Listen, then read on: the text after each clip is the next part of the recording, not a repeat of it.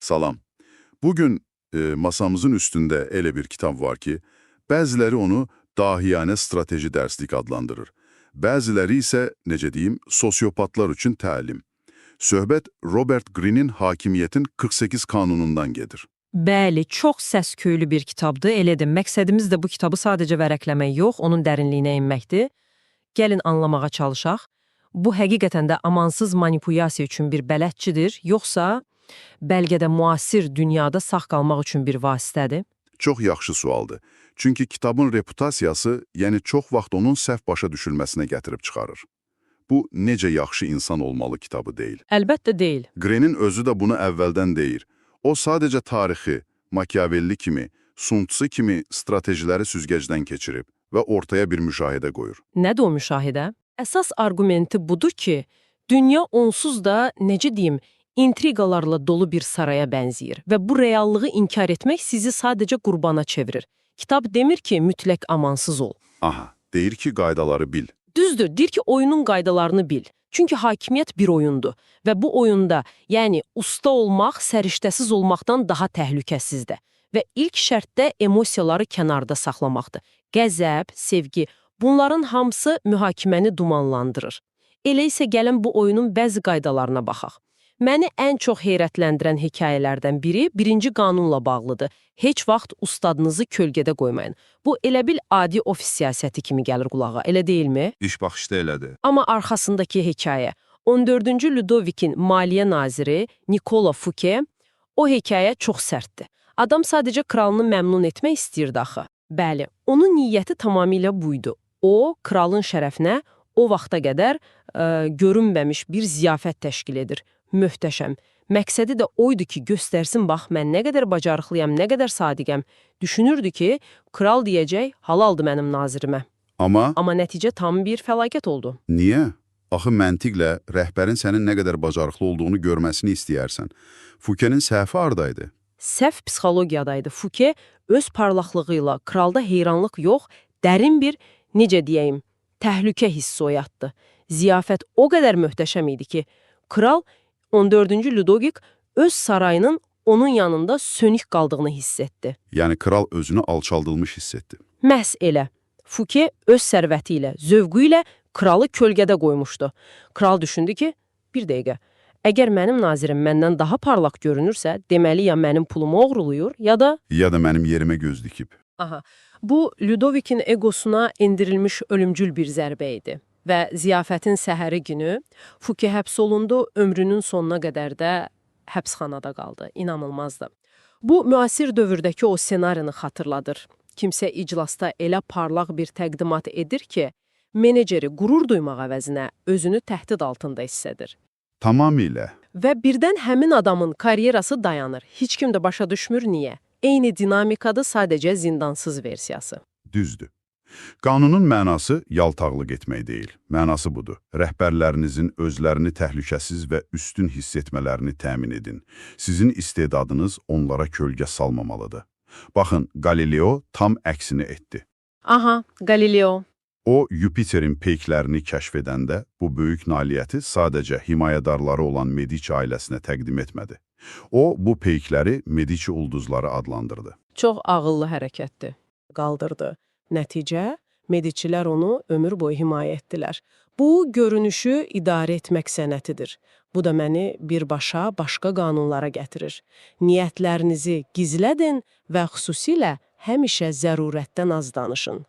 4-cü Ludovikin özü bu taktikaların ustasıydı, deyəsən. Bəli, əsl ustad idi. Green yazır ki, hakimiyyət sahibi insanlar çox danışaraq özlərini ucuzlaşdırmırlar. Susqunluqları ətraflarında bir sir və güc aurası yaradır. Çox danışanda adi görünürsən. Bəli, həm də istəmədən bir söz deyərsən, planların, zəifliklərin ortaya çıxar. 4-cü Ludovikin məşhur canabı vardı. Nazirləri ona bir təkliflə gələndə sadəcə deyərdi. Görərəm. Vəssalam. 2 kəlmə. Bəli. Bu 2 kəlmə onları həftələrlə qeyri-müəyyənlik və qorxu içində saxlayırdı. Onlar çabalayırdılar ki, görəsən kral nə düşünür, öz aralarında mübahisə edirdilər, bütün kartlarını açırdılar, kral isə sakitcə oturub izləyirdi. Amma bu qədər az danışmaq, ətrafdakılar tərəfindən soyuqluq, maraqsızlıq, hətta bəlkə də səriştəsizlik kimi qəbul edilə bilməzmi? Yəni, bir rəhbər heç nə demirsə, adam düşünər ki, bəlkə heç nə bilmir. Bu riskdir, əlbəttə. Amma Greenin təsvir etdiyi güc oyununda daha böyük bir psixoloji təsir var. İnsan təbiəti boşluqdan narahat olur. Siz susanda, qarşınızdakı insan o səssizlikdən yaranan gərginliyi aradan qaldırmaq üçün danışmağa başlayır. Boşluğu doldurmağa çalışır. Aha, və bu prosesdə də özləri haqqında, niyyətləri, qorxuları haqqında çox şey deyirlər. Bu, məlumat axınına nəzarət etməkdir. Siz az danışaraq həm özünüzü səxtdən qoruyursunuz, həm də Qarşı tərəfi daha çox danışmağa məcbur edirsən. Həm müdafiədir, həm də hücum. dəqiq olaraq. Bu kitabda məni ən çox narahat edən qanunlardan biri münasibətlərlə bağlıdır. İkinci qanun. Dostlarınıza həddindən artıq güvənməyin, düşmənlərinizdən istifadə etməyi öyrənin. Bu həqiqətən də çox soyuq və sinik səslənir. Yəni, ən yaxın bildiyin insanlara belə etibar etməməlisən. Bəli, bu, çoxlarının kitabı amoral adlandırmasının əsas səbəblərindən biridir. Amma gəlin Greenin məntiqini anlamağa çalışaq. Bu, paranoyak olmaq çağırışı deyil, daha çox Bir xəbərdarlıqdır. Bəli, insan psixologiyasını anlamaqla bağlı bir xəbərdarlıqdır. O deyir ki, dostlarınızı işə götürəndə, onlara yaxşılıq edəndə siz münasibətlərin dinamikasını dəyişirsiniz. Onlar sizə minnətdar olsalar da, zamanla bu minnətdarlıq hissi, Yerini paxıllığa verə bilər. yəni sizin uğurunuzu öz uğursuzluqları ilə müqayisə etməyə başlayırlar, deyirlər. Xəyanət də çox vaxt məhz bu inciklikdən doğur. Bəs keçmiş düşmənin daha sadiq olması fikri. Bu daha da qəribə gəlir. Buradakı məntiq budur. Keçmiş bir düşməni öz tərəfinizə çəkəndə, o özünü sübut etmək üçün daha çox çalışacaq. Aha, çünki itirəcəyi daha çox şey var, düzdür. Onun sizdən heç bir şəxsi gözləntisi yoxdur, münasibət tamamilə peşəkardır. Üstəlik, yaxınlıqda saxladığınız bir düşmən sizi daima ayıq-sayıq saxlayır. Avram Lincoln'un o məşhur sözü var axı, düşmənlərimi dostum edərək onları məhv etmirəmmi? Deməli, əgər bu mürəkkəb münasibətlər şəbəkəsində daima ehtiyatlı olmalısansa, onda sənin əlindəki ən qiymətli şey 5-ci qanundur. Reputasiyanızdan çox şey asılıdır. Onu canınız bahasına qoruyun. Deyəsən, bu hər şeyin təməlidir. Mütləq. Reputasiya sizin görünməz zirhənizdir. O, sizdən əvvəl otağa daxil olur. Güclü, etibarlı və ya hətta qorxuducu bir reputasiya. Siz heç bir addım atmadan belə döyüşləri sizin üçün qazana bilər. Bu, sizin sosial valyutanızdır. Bəli. Və necə ki onu illərlə zəhmətlə qurursan, bir səhv hərəkət, bir yöndəmsiz ifadə ilə bir gecədə məhv edə bilərsən. Kitabda deyilir ki, təkcə öz reputasiyanızı qorumaqla kifayətlənməyin. Həm də rəqiblərinizin reputasiyasına hücum etməyi bacarın. Onların imijindəki kiçik bir çatlağı tapıb ictimaiyyətə yaymaqla onlara birbaşa hücum etmədən onları zəiflədə bilərsiniz. Çünki insanlar reallığa deyil, görünüşə reaksiya verirlər. Yaxşı, gəlin indi hərəkətə keçməyin üsullarından danışaq. 9-cu qanun mənim favoritimdir. Mübahisə ilə deyil, hərəkətlərinizlə qələbə qazanın. Hamımız o vəziyyətdə olmuşuq.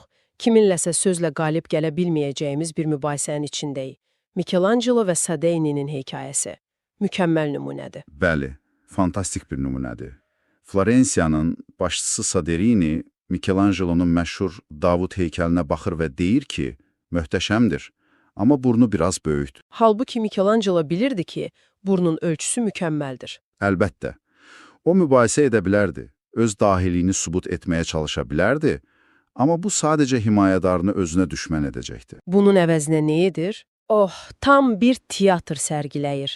Əlinə bir çəkic və kəski alır, yuxarı qalxır. Amma əslində gizlicə cibindən bir ovuc mərmər tozu götürür. Yuxarıda heykəlin burnuna toxunmadan sadəcə alətləri bir-birinə vururmuş kimi səslər çıxarır və aşağı mərmər tozunu səpələyir. Bir illüziya yaradır, bəli. Sonra aşağı düşüb soruşur, indi necədir? Soderini heykələ baxır və deyir, indi mükəmməldir, ona həyat verdin. Əslində heç nə dəyişməmişdi. Michelangelo hərəkətləri ilə Soderinini razı saldı və onun egosunu qorudu. Deməli, bu sadəcə insanları aldatmaq deyil, bu onların egolarını idarə etməkdir. Bu da məni 30-cu qanuna gətirir. Uğurlarınızın zəhmətsiz görünməsini təmin edin. Bu sprezatura ideyası, yəni zəhmətsizlik illüziyası niyə bu qədər güclüdür? Çünki zəhmətsizlik sizə, necə deyim, təbii bir istedad aurası verir. İnsanlar sizin uğurunuzun arxasındakı gərgin məşqləri, yuxusuz gecələri görsələr, uğurunuz adilləşər. Sinərlər ki, mən də o qədər çalışsam, bacararam. Düzdür. Bu sizin sirrinizi aradan qaldırır. Amma əgər nəticələr sanki asanlıqla bir sehir kimi ortaya çıxırsa, insanlar sizin qabiliyyətlərinizin fövqəladə təbii olduğunu düşünürlər. Bu sizi onlardan fərqli bir səviyyəyə qaldırır. Məşhur sehirbaz Houdini kimi. Onun qaçışları ona görə sehirli görünürdü ki, heç kim onun suyun altında nəfəsini saxlamaq üçün illərlə etdiyi məşqləri görmürdü. Dəqiq olaraq. Tamaşaçılar yalnız nəticəni görürdülər. Zəncirlərdən möcüzəvi şəkildə azad olan bir insan. Zəhməti göstərmək sizin insan olduğunuzu göstərir. Zəhmətsizlik isə sizə tanrı sayağı bir imic verir. Yaxşı, bütün bunları bir yerə yığsaq, başladığımız suala qaydırıq. Bu qanunları müzakirə etdikdən sonra bu kitab həqiqətən nədir? Görünüşü idarə etmək, dostlara güvənməmək, uğurlarını zəhmətsiz göstərmək, bu sağlam bir həyat tərzi deyil axı. Sağlamlıq məsələsi deyil, praqmatizm məsələsidir. Green dünyanı olduğu kimi təsvir etdiyini iddia edir, olmalı olduğu kimi deyil. Bu qanunlar bir alət dəstidir, bıçaq kimi. Bıçaqla yemək də hazırlaya bilərsən, kimisə yaralaya da bilərsən. Alətin özü nə pis, nə yaxşıdır. Yəni, əsas dəyər bu taktikaları başqaları sənə qarşı istifadə edəndə onu anlamaqdır. Bir növ müdafiədir. Bəli, məncə, əsas dəyər budur. Bu, sizi ətrafınızda baş verən görünməz güc oyunlarına qarşı daha hazırlıqlı edir. Niyə birdən-birə rəhbərinizin sizə qarşı soyuduğunu anlamaq üçün bir çərçivə verir? Yəni bu, dolayı yollar sənəti üzrə bir bələdçidir və bu sənəti bilmək ondan qorunmaq üçün vacibdir. Bu sadəcə manipulyasiya deyil həm də. Ofisdən tutmuş ailəyə qədər hər yerdəki yazılmamış sosial qaydaları anlamaq cəhdidir. Tamamilə. Bu qaydaları bəyənməyə bilərsiniz, amma onların mövcudluğunu inkar etmək təhlükəlidir. Bu qaydaları anlamaq sizə seçim imkanı verir. Ya oyunun şuurlu bir iştirakçısı olursunuz, ya da şuursuz bir piyonu. Və sonda sizin üçün bir düşüncə. Bugün müzakirə etdiyimiz bu qanunları nəzərə alaraq, öz həyatınıza və ya iş mühitinizə bir nəzər salın. Hansı qanunun sizin reallığınızda ən çox işlədiyini görürsünüz? Bu, hər gün qarşılaşdığınız, bəlkə də fərqində olmadığınız hakimiyyət dinamikası haqqında sizə nə deyir?